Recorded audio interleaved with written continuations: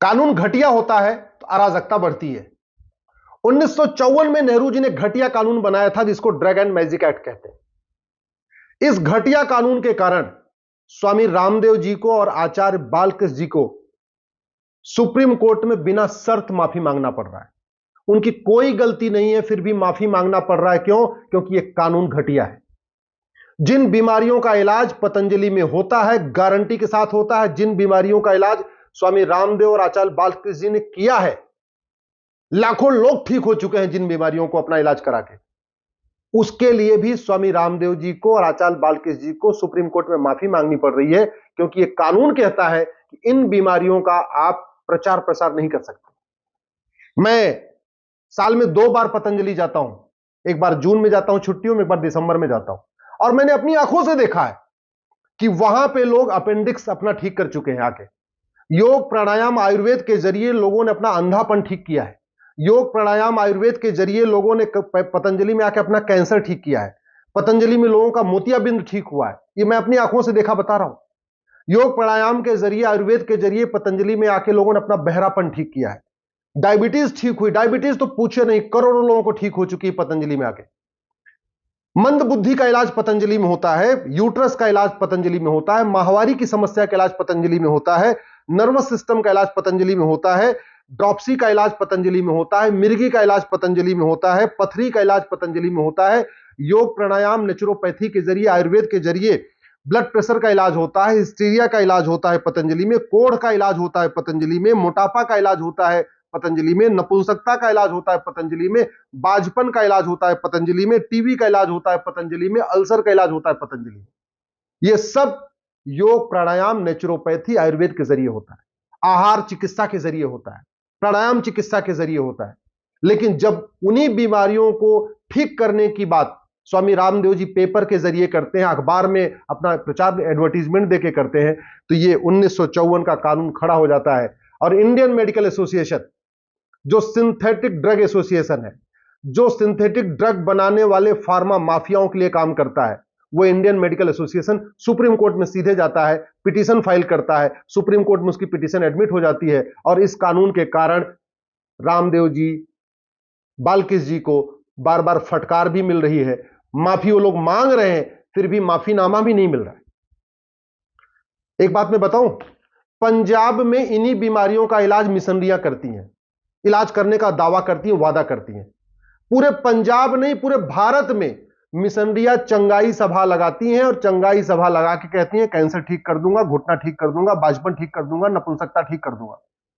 और अब तक करोड़ों एससी एसटी को कन्वर्ट कर चुकी हैं ईसाई मिशनरियां, इन्हीं बीमारियों का इलाज करने का वादा करके।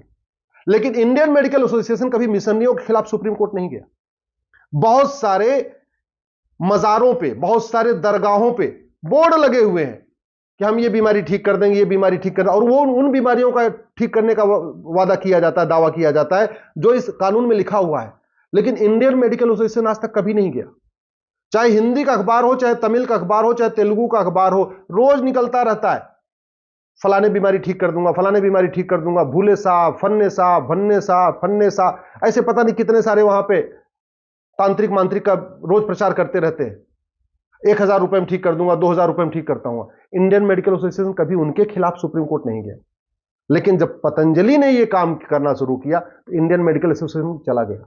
इंडियन मेडिकल एसोसिएशन की मंशा जो है मुझे इसलिए खराब लगती है कि अगर वास्तव में वो चाहता है कि किसी भी बीमारी का प्रचार प्रसार ना हो, किसी भी बीमारी का जो दवाई है उसका प्रचार प्रसार ना हो, तो उसके लिए तो सुप्रीम कोर्ट पिटीशन फाइल करना चाहिए था। उसको बताना चाहिए था कि सुलभ शौचालय में भी जगह जगह स्टिकर लगा लगा के लोग इलाज करते हैं, रेलवे के स्टेशन के आसपास जगह जगह पंपलेट लगा के कहते हैं हम बीमारी ठीक कर देंगे। मिशनरियां पूरे देश में चंगाई सभा करती हैं, बहुत सारे जिहादी संगठन है वो जगह जगह ऐसे सभा बुलाते हैं और बीमारी का इलाज ठीक करने का दावा करते हैं और बाद में कन्वर्ट करा लेते हैं, तब तो बात समझ में आती है। लेकिन इंडियन मेडिकल एसोसिएशन केवल और केवल पतंजलि के खिलाफ गया है, इसलिए उसकी मंशा पे बहुत बड़ा सवाल खड़ा होता है। अब दूसरी बात आती है सुप्रीम कोर्ट। सुप्रीम कोर्ट इस कानून का लिटरल इंटरप्रिटेशन कर रहा है। कानून का इंटरप्रिटेशन 4 तरीके से होता है। लिटरल इंटरप्रिटेशन मतलब कानून में जो लिखा है बस उसी को पढ़ना। पर्पोजिव इंटरप्रिटेशन का मतलब कानून क्यों बनाया गया था। हार्मोनियस इंटरप्रिटेशन, कंस्ट्रक्टिव इंटरप्रिटेशन, अलग अलग तरीके से इंटरप्रिटेशन होता है। अभी तक चूंकि लिटरल इंटरप्रिटेशन हो रहा है कि भैया इस कानून में लिखा हुआ है इन 54 बीमारियों का आप प्रचार नहीं करेंगे, इन 54 बीमारियों को ठीक करने की गारंटी नहीं लेंगे, इसलिए आपने, पतंजलि ने चूंकि इनका विज्ञापन दिया है तो वो गलत किया है। चलिए सुप्रीम कोर्ट क्या करेगा मैं उस पर नहीं जाता। भारत की सर्वोच्च अदालत है, सर्वोच्च अदालत जो भी करेगी वो ठीक करेगी, मुझे ऐसा पूरा विश्वास है। मुझे पूरा ऐसा विश्वास है कि सुप्रीम कोर्ट आने वाले टाइम में इस एक्ट का हार्मोनियस इंटरप्रिटेशन करेगी, पर्पोजिव इंटरप्रिटेशन करेगी, कंस्ट्रक्टिव इंटरप्रिटेशन करेगी, केवल लिटरल इंटरप्रिटेशन नहीं करेगी। इस कानून के एम्स एंड ऑब्जेक्ट्स में लिखा हुआ है कि ये नीम हकीम खतरे जान जो उस समय बोर्ड लगाते थे उनको रोकने के लिए बनाया गया।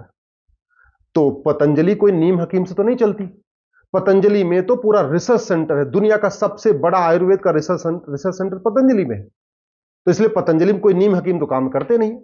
पतंजलि के पूरे देश भर में 1200 से ज्यादा डॉक्टर हैं जो बाकायदा वेल क्वालिफाइड डॉक्टर हैं। पतंजलि में तो आज की डेट में खुद पर डे कम से कम हजारों की संख्या में लोग आके ओपीडी में अपना इलाज करा रहे हैं, और ये प्रमाण भी है, लोग बोल भी रहे हैं। इसलिए मुझे पूरा विश्वास है कि सुप्रीम कोर्ट जो फाइनल डिसीजन लेगा वो इस कानून का हार्मोनियस और पर्पोजिव इंटरप्रिटेशन करके लेगा। लेकिन ये कानून को बदलना जरूरी है, इसी कानून को बदलना जरूरी नहीं है। आज मैं आप लोगों से एक आग्रह करता हूं, 25 साल पुराने सभी कानूनों को बदलने की मांग करिए। 21वीं सदी में 19वीं सदी का कानून क्यों, 20वीं सदी का कानून क्यों, 1954 का कानून क्यों? अब टाइम आ चुका है कि जैसे दुनिया के कई देशों में कानून की एक्सपायरी होती है, कानून की एक लाइफ होती है 25 साल। 25 साल के बाद कानून को रिव्यू किया जाता है। 25 साल के बाद कानून को हर हालत में मैंडेटरी है उसको रिव्यू करना, उसको बदलना। इवन ब्रिटेन में जो जहां हमारे ऊपर जब राज था अंग्रेजों का, वहां पे ब्रिटिश गवर्नमेंट में भी एक पॉलिसी है कि 25 साल जैसे कानून हो जाएगा पुराना, लॉ कमीशन उसको रिव्यू करेगा, और लॉ कमीशन जो सजेशन देगा 3 महीने के अंदर उसको इंप्लीमेंट किया जाएगा, उसको पार्लियामेंट में पेश किया जाएगा। अब टाइम आ चुका है कि कानून बनाते समय ही उसकी एक्सपायरी डेट होनी चाहिए कि भैया ये कानून 25 साल के लिए बन रहा है। 25 साल के पहले अगर उसको रिव्यू किया जाता है बहुत अच्छी बात है, अगर कोई बीच में जरूरत पड़ती है, नहीं लगता नहीं ये कानून में कुछ जरूरत है बदलाव की, होना चाहिए। लेकिन किसी भी कानून की मैक्सिमम लाइफ 25 साल होनी चाहिए।